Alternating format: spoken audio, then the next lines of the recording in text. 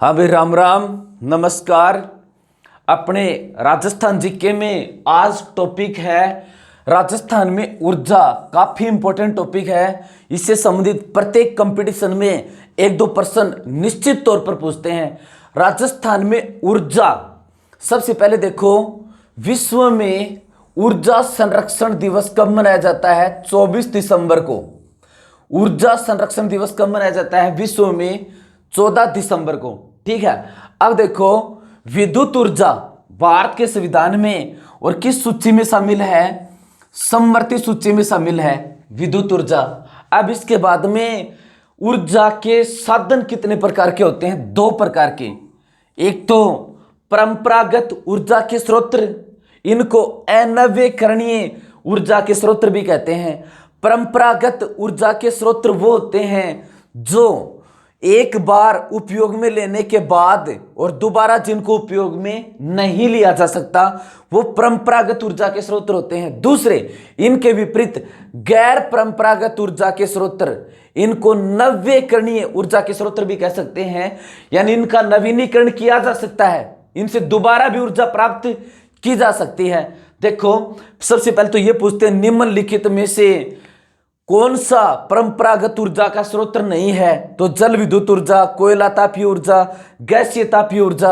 एक देंगे पवन ऊर्जा, तो इसका उत्तर होगा पवन ऊर्जा। इस तरह से भी पूछ लेते हैं। देखो, परंपरागत ऊर्जा के स्रोत यानी वे ऊर्जा के स्रोत जिनका प्रयोग प्राचीन काल से किया जा रहा है और जिनको एक बार उपयोग में लेने के बाद दोबारा उपयोग में नहीं लिया जा सकता, इसलिए इनको अनवीकरणीय ऊर्जा के स्रोत कहते हैं। इनमें कौन कौन से हैं?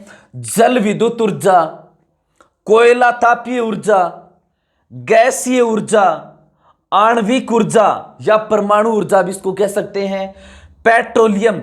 ये परंपरागत ऊर्जा के स्रोत हैं। फिर देखो, गैर परंपरागत ऊर्जा के स्रोत कौन से हैं? पवन ऊर्जा, सौर ऊर्जा, बायोगैस ऊर्जा, बायोमास ऊर्जा, जवारी ऊर्जा जो राजस्थान में उपलब्ध नहीं है। समुद्र के निकटवर्ती क्षेत्रों में ज्वार भाटा आने से जो ऊर्जा प्राप्त होती है वो भूतापीय ऊर्जा, पृथ्वी के गर्भ की गर्मी को उष्मा में बदलना, वो भूतापीय ऊर्जा। तो गैर परंपरागत स्रोत पवन ऊर्जा, सौर ऊर्जा, बायोमास, बायोगैस ऊर्जा, बायोमास ऊर्जा, जवारी ऊर्जा, ये ऊर्जा के गैर परंपरागत स्रोत। इनको नवीकरणीय ऊर्जा के स्रोत भी कहते हैं। अब देखो, राजस्थान में ऊर्जा से संबंधित क्या क्या प्रश्न बनते हैं। ये एक तो कई कंपटीशनों में जो पूछा गया है कि 12वीं पंचवर्षीय योजना में सर्वाधिक खर्चा किसके ऊपर किया गया? तो 12वीं पंचवर्षीय योजना में सबसे ज्यादा खर्चा ऊर्जा के ऊपर किया गया। 12वीं पंचवर्षीय योजना में सर्वाधिक खर्च किसके ऊपर किया गया? तो 12वीं पंचवर्षीय योजना में सबसे ज्यादा बजट था ऊर्जा का। सर्वाधिक खर्चा किसके ऊपर किया गया? ऊर्जा के ऊपर किया गया। ठीक है। अब देखो, बिजली बनाना, कोयले से विद्युत प्राप्त करना, किसी भी तरीके से भारत के अंदर पहला जल विद्युत ग्रह कहां पर स्थापित किया गया था? पहला प्रश्न से शुरुआत करते हैं। भारत, यानी भारत में जल से बिजली सबसे पहले कहां पर बनाई गई थी?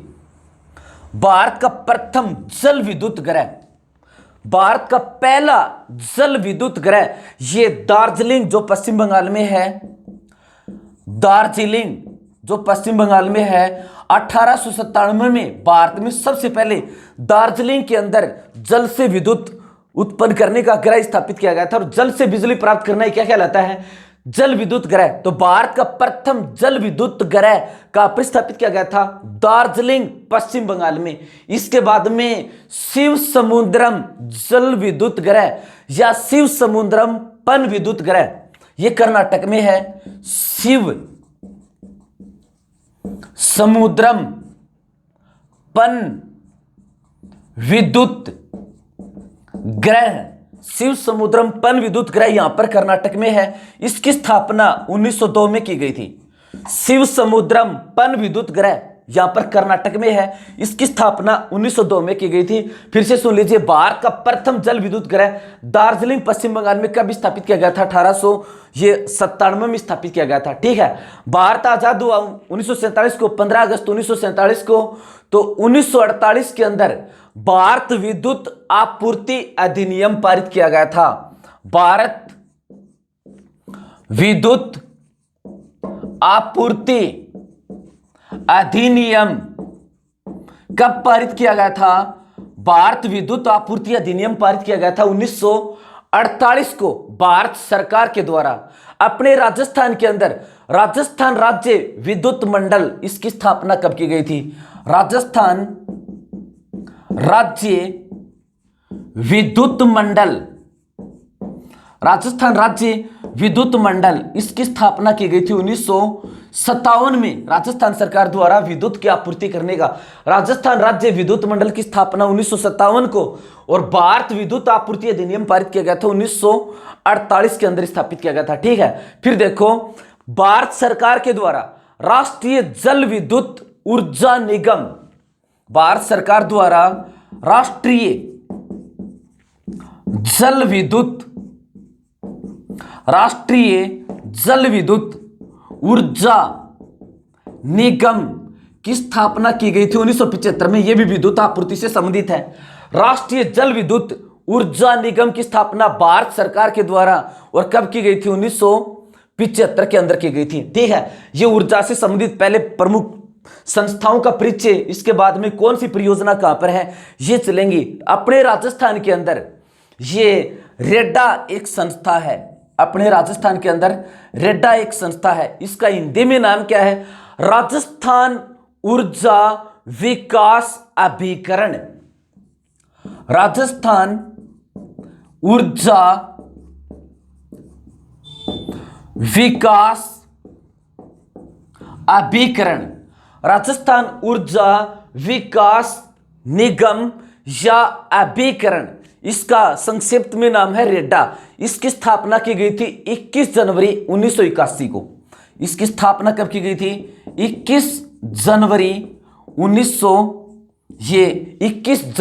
1985 को इसकी स्थापना की गई थी। बाद में इसका एक दूसरी संस्था में विलय किया गया था, वो भी बताऊंगा। राजस्थान ऊर्जा विकास अभिकरण विद्युत से संबंधित है। इसकी स्थापना 21 जनवरी 1985 को की गई थी। ठीक है, अब देखो, इसके बाद में एक संस्था और भी है, Rajasthan state power corporation limited. Rajasthan state power और corporation limited, Rajasthan state power corporation limited, इसकी स्थापना की गई थी 1995 को। इसकी स्थापना की गई थी 1995 को। राजस्थान ऊर्जा विकास अभिकरण, इसकी स्थापना 21 जनवरी 1985 को। Rajasthan state power corporation limited, इसकी स्थापना 1995 को।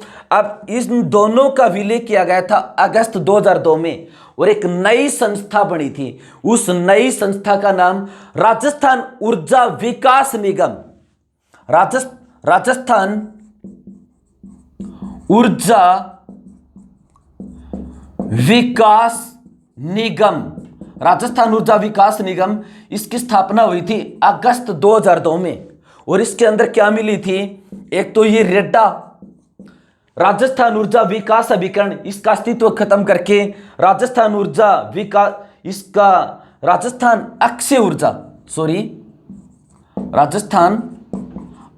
ऊर्जा निगम का निर्माण किया गया। राजस्थान अक्षय ऊर्जा निगम का निर्माण किया गया। इसके अंदर एक तो रेडा, राजस्थान ऊर्जा विकास अभिकरण, एक तो ये मिला दिया, और दूसरी संस्था इसके अंदर ये मिला दी, राजस्थान स्टेट पावर कॉरपोरेशन, जिसकी स्थापना 1995 में हुई थी। तो ये राजस्थान ऊर्जा विकास अभिकरण, जिसकी स्थापना 1985 में हुई थी, राजस्थान स्टेट पावर कॉरपोरेशन, जिसकी स्थापना 1995 में हुई थी, को मिलाकर कौन सी नई संस्था का गठन किया गया? राजस्थान अक्षय ऊर्जा निगम का निर्माण किया गया, इन दोनों को मिलाकर के। ठीक है, तो इसमें रेडा plus Rajasthan state Rajasthan state power और कॉरपोरेशन लिमिटेड, ठीक है, इसको इस तरह से भी कह सकते हैं, Rajasthan state power corporation limited, RSPCL। अब देखो इसके बाद में एक योजना चली थी, कुटीर ज्योति योजना। कुटीर ज्योति योजना, कुटीर ज्योति योजना ये चली कब थी? 1988-89 में, 1988-89 में कुटीर ज्योति योजना।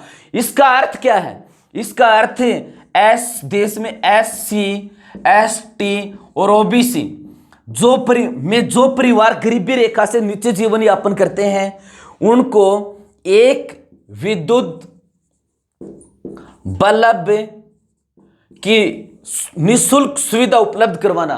तो SC ST व OBC में गरीबी रेखा से नीचे जीवन यापन करने वाले परिवारों को और एक बल्ब की निःशुल्क सुविधा उपलब्ध प्रदान करने के लिए कौन सी योजना चली थी? कुटीर ज्योति योजना। चली कब थी? 1988-89 में। प्रश्न को इस तरह से पूछे, कुटीर ज्योति योजना का संबंध किससे है? तो SC ST व OBC के गरीबी रेखा से नीचे जीवन यापन करने वाले परिवारों को ये एक बल्ब की और निःशुल्क सुविधा उपलब्ध करवाना। कुटीर ज्योति योजना कब चली थी? 1988 और 89 में चली थी, ठीक है। अब देखो इसके बाद में अगला प्रश्न इसके ऊपर क्या बनता है, ये राजस्थान के पहले मानव रहित स्वयं संचालित केवी ग्रिड यानी पावर हाउस का उद्घाटन। राजस्थान का पहला मानव रहित स्वयं संचालित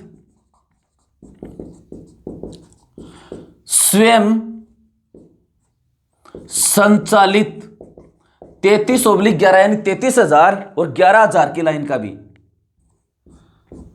राजस्थान के पहला मानव रहित स्वयं संचालित 33/11 केवी ग्रिड, 33/11 केवी ग्रिड और का उद्घाटन कब किया गया? उद्घाटन कहां किया गया? तो इसका उत्तर है जोधपुर। तारीख पूछे तो 16 अक्टूबर 2009। 16 अक्टूबर 2009 कहने का मतलब यह है राजस्थान का पहला मानव रहित यानी बिना मानव का और एक पावर हाउस का उद्घाटन कहां पर किया गया? तो जोधपुर में। और किया कब गया? 16 अक्टूबर 2009 को। तो राजस्थान का पहला मानव रहित केवी ग्रिड पावर हाउस का उद्घाटन 16 अक्टूबर 2009 को कहां पर किया गया? यह किया गया जोधपुर में। और 1988-89 में SC ST व OBC के परिवारों के लिए एक OBC के गरीबी रेखा से नीचे जीवन यापन करने वाले परिवारों के लिए निःशुल्क एक बल्ब की सुविधा का उसका नाम क्या है? योजना का कुटीर ज्योति योजना। ध्यान रहे दुनिया में प्रति व्यक्ति सबसे ज्यादा बिजली की खपत कहां पर होती है? अमेरिका में।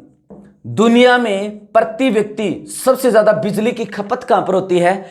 अमेरिका में। फिर से सुन लीजिए, दुनिया में सबसे ज्यादा प्रति व्यक्ति ये ऊर्जा की या बिजली की खपत कहां पर होती है? अमेरिका में। अब देखो अपने राजस्थान के अंदर कुछ जल विद्युत परियोजनाएं हैं, कुछ तापीय परियोजनाएं हैं, कुछ अन्य परियोजनाएं हैं। तो जो जल विद्युत परियोजना का मतलब किसी बांध से बिजली बनाना या किसी नदी के निकट और बिजली बनाना, किसी तालाब झील से बिजली बनाना, जल विद्युत परियोजना। इन पर बार बार प्रश्न पूछते हैं कि ये योजना कहां पर है, ये योजना कहां पर है, इसमें राजस्थान का हिस्सा कितना है? काफी इंपॉर्टेंट टॉपिक है। सबसे पहले देखो राजस्थान की जल विद्युत परियोजनाएं।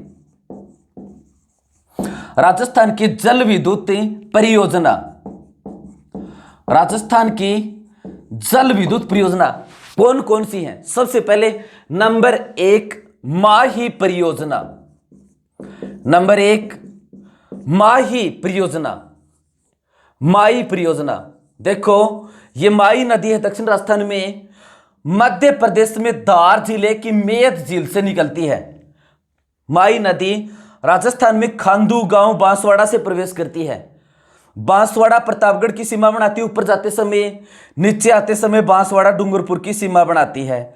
यह दक्षिण राजस्थान की सबसे लंबी नदी है। इसकी कुल लंबाई 576 किलोमीटर और राजस्थान में इसकी लंबाई है 171 किलोमीटर। इसे दक्षिण राजस्थान की स्वर्ण रेखा, काठल की गंगा, वागड़ की गंगा आदि भी कहते हैं। यह माई नदी, माई परियोजना यानी माई नदी के किनारे बिजली, माई परियोजना। तो ये मध्य प्रदेश, ये राजस्थान, ये गुजरात। तो पहला प्रश्न तो ये माई परियोजना कौन से दो राज्यों की परियोजना है, यानी इसमें राज्य कौन से हैं? तो राज्य एक तो गुजरात और दूसरा राजस्थान। माई परियोजना गुजरात और राजस्थान की संयुक्त परियोजना है। अब देखो इसमें गुजरात का हिस्सा 55%, राजस्थान का हिस्सा 45%। बार बार पूछते हैं माई परियोजना में राजस्थान का कितना प्रतिशत हिस्सा है, तो कितना प्रतिशत हिस्सा, काफी इंपॉर्टेंट प्रश्न। ये 45% हिस्सा है राजस्थान का। इसका उद्घाटन 1 नवंबर 1983 को इंदिरा गांधी ने किया था, यानी इंदिरा गांधी ने अपनी मृत्यु से लगभग 1 साल पहले माई परियोजना का उद्घाटन 1 नवंबर 1983 को इंदिरा गांधी ने किया था। ठीक है, फिर देखो एक दूसरी परियोजना और देखते हैं, अनास परियोजना। अनास जल विद्युत परियोजना, अनास जल विद्युत परियोजना। ये अनास जल विद्युत परियोजना, पहला क्वेश्चन, ये है कहां पर? ये यहां पर बांसवाड़ा में है। अनास जल विद्युत परियोजना है कहां पर? राजस्थान के किस जिले में? बांसवाड़ा में है। कौन सी नदियों पर है? अनास और हरण नदी पर। बांसवाड़ा में यहां पर एक तो अनास नदी और दूसरी हरण नदी। तो अनास परियोजना किस जिले में? बांसवाड़ा में। अनास और हरण नदियों के किनारे यहां पर कितनी विद्युत पैदा होती है? 45 मेगावाट। 45 मेगावाट इसकी क्षमता कितनी है? अनास जल विद्युत परियोजना बांसवाड़ा में, अनास और हरण नदी पर इसकी क्षमता कितनी? 45 मेगावाट। तीसरी देखते हैं, जाखम बांध लघुपन जल विद्युत परियोजना। तीसरी जाखम बांध लघुपन जल विद्युत परियोजना। जाखम बांध लघुपन जल विद्युत परियोजना। देखो ये जाखम नदी है, छोटी सादड़ी प्रतापगढ़ से निकलती है। जाखम नदी छोटी सादड़ी प्रतापगढ़ से निकलती है। प्रतापगढ़ से फिर नवटापुरा में माई में मिलती है ये जाखम नदी। जाखम नदी पर प्रतापगढ़ में एक बांध है, इस बांध का नाम जाखम बांध। ये 81 मीटर ऊंचा बांध है। ये राजस्थान का सबसे ऊंचा बांध है। जाखम बांध राजस्थान का सबसे ऊंचा बांध है। तो जाखम बांध लघुपन जल विद्युत परियोजना ये जाखम नदी पर, जाखम बांध पर है। जाखम बांध लघुपन जल विद्युत परियोजना है कहां पर? ये जाखम बांध के ऊपर है। किस जिले में है? तो जिले की बात करें तो ये प्रतापगढ़ में है। जाखम बांध लघुपन और जल विद्युत परियोजना जाखम नदी पर, जाखम बांध पर प्रतापगढ़ के अंदर है। इसकी क्षमता कितनी है? 2.75 मेगावाट। कितनी विद्युत उत्पादन करने की क्षमता है? 2.75 और मेगावाट इसकी क्षमता है। फिर देखो इसके बाद में अगली है एक चंबल जल विद्युत परियोजना। चंबल जल विद्युत परियोजना, चंबल जल विद्युत परियोजना। ये चंबल नदी है, विंध्याचल पर्वत से निकलती है। राजस्थान में 84गढ़ चित्तौड़गढ़ से प्रवेश करती है। राजस्थान में फिर कोटा, बूंदी, सवाई माधोपुर, करौली, धौलपुर और आगे इस तरह से यमुना में मिलती है ये नदी, चंबल नदी। तो चंबल जल विद्युत परियोजना किस नदी पर है? चंबल नदी पर है। दूसरा प्रश्न इसका, ये राजस्थान प्लस मध्य प्रदेश की संयुक्त परियोजना। तो चंबल परियोजना कौन सी दो राज्यों की संयुक्त परियोजना है? राजस्थान और मध्य प्रदेश की। कई बार पूछते हैं इसके ऊपर सबसे इंपॉर्टेंट प्रश्न, इसमें राजस्थान का हिस्सा कितना, तो राजस्थान और मध्य प्रदेश का 50:50 में है, यानी आधा हिस्सा राजस्थान का, आधा हिस्सा मध्य प्रदेश का। तो चंबल परियोजना चंबल नदी पर कौन से दो राज्यों की संयुक्त परियोजना, राजस्थान मध्य प्रदेश के। इसमें राजस्थान का हिस्सा कितना, 50%, दोनों का अनुपात कितना, 50:50। इसकी क्षमता कितनी है, इसकी क्षमता 386 मेगावाट। यहां पर विद्युत बनाने की क्षमता कितनी है, 386 मेगावाट इसकी क्षमता है। ठीक है, फिर देखो इसके बाद में एक परियोजना है राहु घाट जल विद्युत परियोजना। ये राहु घाट जल विद्युत परियोजना। नंबर 5, राहु घाट जल विद्युत परियोजना। ये राहु घाट जल विद्युत परियोजना, ये भी चंबल नदी पर और करौली में है। ये चंबल नदी और चंबल नदी पर, ये करौली में है। राहु घाट जल विद्युत परियोजना, ये भी चंबल नदी के ऊपर करौली में है। राहु घाट जल विद्युत परियोजना, ये भी राजस्थान और मध्य प्रदेश की संयुक्त परियोजना है। इसमें भी राजस्थान और मध्य प्रदेश का 50:50, यानी 50-50% हिस्सा है। फिर से सुन लीजिए, राहु घाट जल परियोजना करौली जिले में, चंबल नदी पर राजस्थान और मध्य प्रदेश की, राजस्थान का इसमें 50% हिस्सा, मध्य प्रदेश का भी 50% हिस्सा। अब ये चंबल अभ्यारण्य है। चंबल अभ्यारण्य राजस्थान और मध्य प्रदेश और उत्तर प्रदेश का संयुक्त अभ्यारण्य है। ये उत्तर प्रदेश, ये राजस्थान, ये मध्य प्रदेश।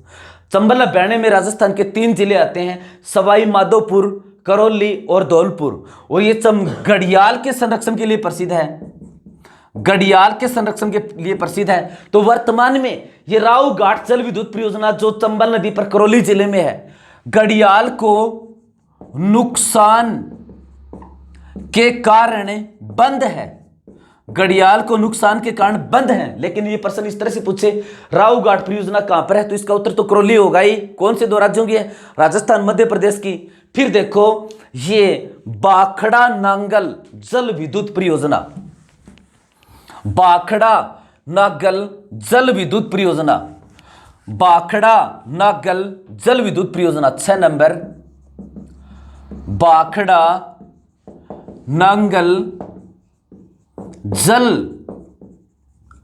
विद्युत परियोजना, बाखड़ा नांगल जल विद्युत परियोजना। देखो ये बाखड़ा नांगल जल विद्युत परियोजना सबसे पहले किस नदी पर है, तो ये सतलज नदी पर है, सतलज नदी पर है।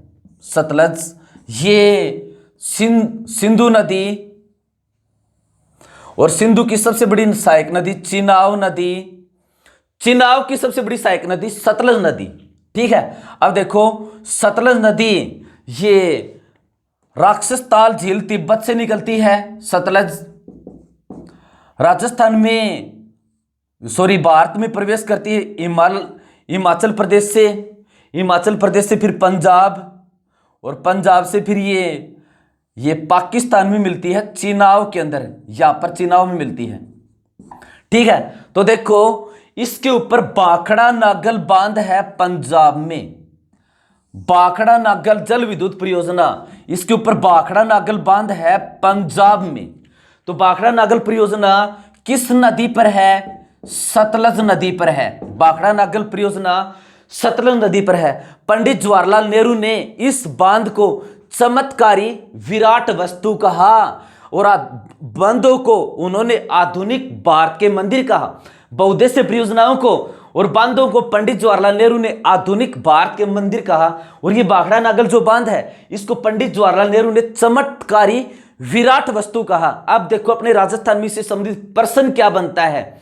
ये राजस्थान, पंजाब और हरियाणा की संयुक्त परियोजना है। पंजाब में तो है ही, हरियाणा में भी इसका जल पहुंचता है, राजस्थान में भी इसका जल पहुंचता है। तो ये राजस्थान, पंजाब और हरियाणा की संयुक्त परियोजना है, संयुक्त परियोजना है। तो बाखड़ा नांगल परियोजना कौन से राज्यों की संयुक्त परियोजना है, पंजाब, हरियाणा और राजस्थान की परियोजना है। किस नदी पर है? तो कौन सी नदी पर है?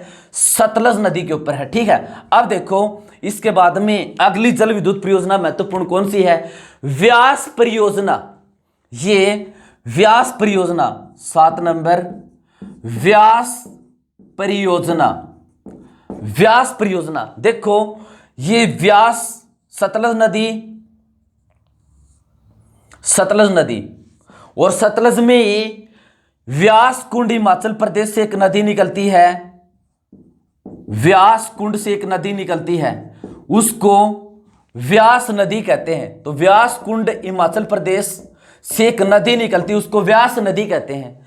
वो व्यास नदी हिमाचल प्रदेश से निकलती, फिर पंजाब में सतलज नदी में मिलती है। तो पंजाब में सतलज और व्यास के संगम पर एक बांध है, उस बांध का नाम अरीके बैराज। उस बांध का नाम अरीके बैराज। उससे पहले इस व्यास नदी के ऊपर पंजाब में एक बांध और है, उस बांध का नाम पोंग बांध।